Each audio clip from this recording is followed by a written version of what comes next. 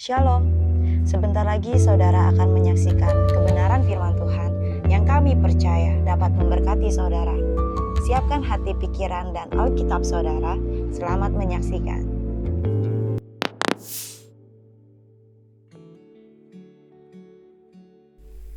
Shalom saudara-saudara terkasih di dalam Tuhan. Sebelum kita mendengarkan kebenaran akan firman Tuhan, mari kita bersatu di dalam doa. Bapa, kami mengucap syukur dan berterima kasih. Dan pada saat ini kami akan mendengarkan kebenaran akan firman-Mu Tuhan. Bungkus kami Tuhan, dan biarkanlah bukakan hati kami dan pikiran kami Tuhan akan kebenaran firman-Mu Tuhan, dan berikan kami kebijaksanaan dan hikmat Tuhan supaya kami bisa mengerti akan kebenaran firman-Mu. Bapa, terima kasih ya Tuhan Yesus Kristus. Hanya di dalam nama Tuhan Yesus Kristus, haleluya, amin. Shalom saudara-saudara terkasih dalam Tuhan. Tema pada saat ini adalah Jemaat Gereja Tuhan. Jemaat Gereja Tuhan. Sudah berapa lama sih kita bergereja di Jemaat JAT ini? Sudah berapa lama sih saudara? Mungkin saudara bisa menjawabnya ya, bahwa mungkin pada saat ini kita udah 5 tahun, mungkin 3 tahun, ataupun 4 tahun kita sudah bergereja. Namun walaupun pada masa-masa sekarang saudara, kita tidak berdatangan untuk satu sama lainnya, dan kita tidak menjabat tangan satu sama lainnya saudara, kita yang masih online dari YouTube ataupun Zoom. Namun memang kita pada saat ini berada di musim yang tidak enak saudara. Saya pun sebagai pengkhotbah jadi tidak ada interaksi satu sama lainnya dari pengkhotbah ke jemaat ya saudara. Tapi bukan berarti kita berhenti dalam berbuah dalam Tuhan saudara. Kita mendengarkan firman Tuhan, kita membaca firman Tuhan, itu bukan menjadi sesuatu saat musim pada saat ini adalah virus corona, bukan menjadi sesuatu alasan bagi kita saudara. Tetapi saat ada seperti ini, malah kita semakin berbuah. Mungkin kita di rumah aja, kita bisa membaca firman Tuhan, kita bisa berdoa, kita malah bisa semakin dekat kepada Tuhan saudara, bukan malah semakin jauh saudara. Jemaat gereja Tuhan yang sesungguhnya adalah tidak memandang musimnya saudara. Apapun musimnya, mungkin musim kemarau, musim dingin, musim gugur saudara. Tetapi setiap musim kita harus selalu berbuah saudara.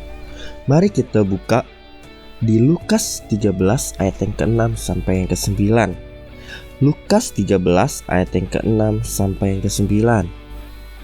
Judul perikopnya adalah perumpamaan pohon ara yang tidak berbuah. Ayat yang ke-6 saudara. Lalu Yesus mengatakan perumpamaan ini. Seorang mempunyai pohon ara yang tumbuh di kebun anggurnya, dan ia datang untuk mencari buah pohon itu, tetapi ia tidak menemukannya. Gini saudara, bahwa kita bisa lihat gitu ya, seorang mempunyai pohon ara. Itu siapa sih seorang itu? Itu adalah Yesus Kristus saudara. Pohon ara itu siapa sih? Itu adalah kita saudara. Mari kita coba ganti kepada kalimat tersebut. Yesus mempunyai kita yang tumbuh di kebun anggurnya, bahwa yang tumbuh pada ladang Yesus Kristus saudara. Dan ia datang untuk mencari pada pohon itu. Yesus mencari kita saudara, tetapi kita tidak berbuah saudara ternyata. Nah, lalu ayat yang ke-7, lalu Yesus berkata kepada pengurus kebun anggur. Siapa sih pengurus ini saudara? Itu adalah gembala ya saudara. Bahwa sudah 3 tahun aku datang, Yesus datang mencari sebuah pohon ara ini, mencari kita saudara, dan aku tidak menemukannya saudara. Bahwa Yesus mencari kita, ternyata kita tidak berbuah saudara. Lalu Yesus berkata seperti ini saudara, tebanglah pohon ini. Untuk apa ia hidup di tanah ini? Dengan percuma. Wow. Kita hidup di dunia ini saudara, kita bisa renungkan, apakah kita hidup di dunia ini dengan percuma saudara?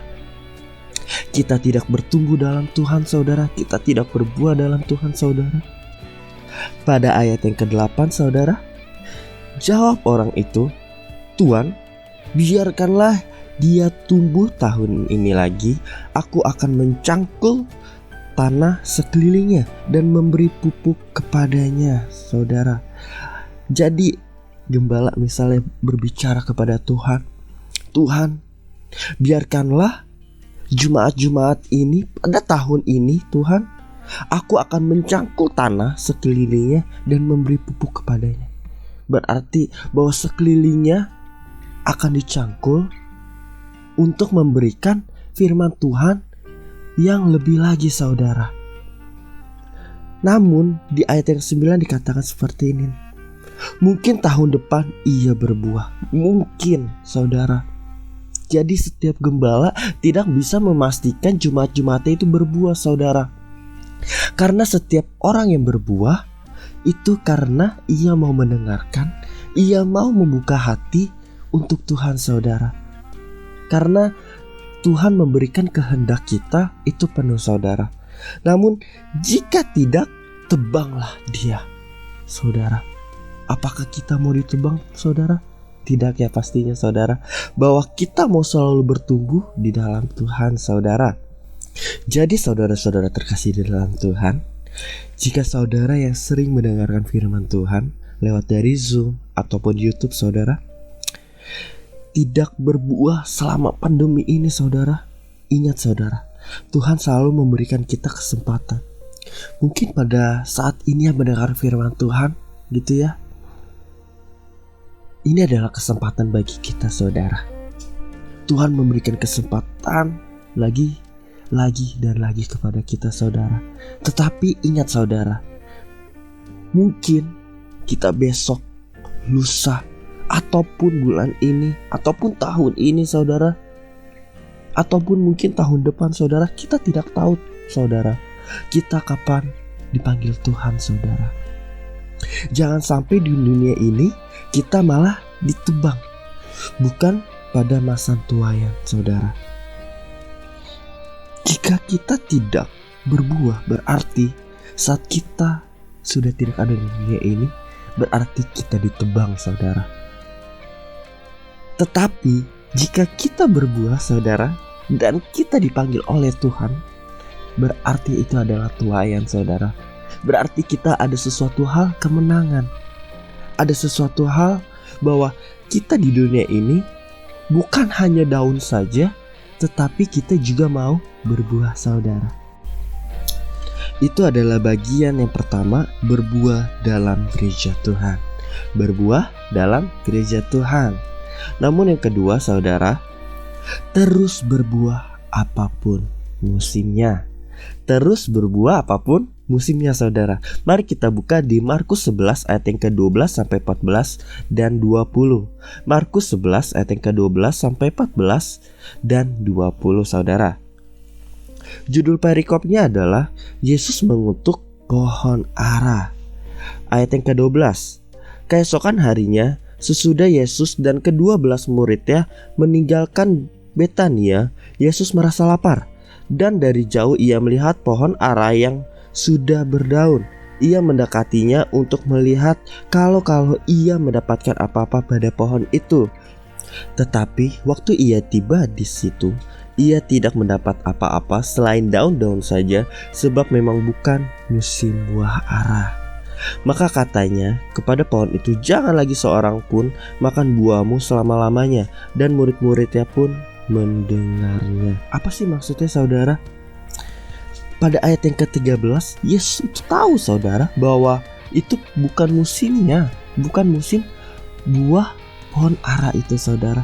Tetapi ternyata di sini kita bisa lihat bahwa awal Tuhan menjadikan segala sesuatu itu semuanya adalah baik saudara. Berarti bahwa setiap pohon, setiap kita adalah berbuah saudara, adalah sesuatu hal yang kebaikan. Namun pada saat kita jatuh di dalam dosa, berarti kita sudah memasuki musimnya saudara. Saat kita jatuh di dalam dosa, kita jadi mengenal, Oh, ini adalah musim durian. Oh, ini adalah musim mangga. Mungkin pada hari-hari besar pada di Indonesia saudara, kita sering banget kita melihat buah timun suri saudara. Benar ya saudara, bahwa kita sering banget, oh di sana sini ada timun suri saudara. Apalagi di iklan-iklan saudara. Wow, udah pasti banyak yang itu namanya iklan sirup saudara, ya kan? Ada sirup yang merah ataupun sirup yang warna oranye saudara. Itu pasti banyak banget pada musimnya. Namun di sini ternyata Tuhan mau, walaupun kita pada musimnya apapun, Tuhan mau kita untuk selalu berbuah saudara. Kita tidak melihat walaupun di sini adalah pandemi, Tuhan mau kita tetap berbuah saudara.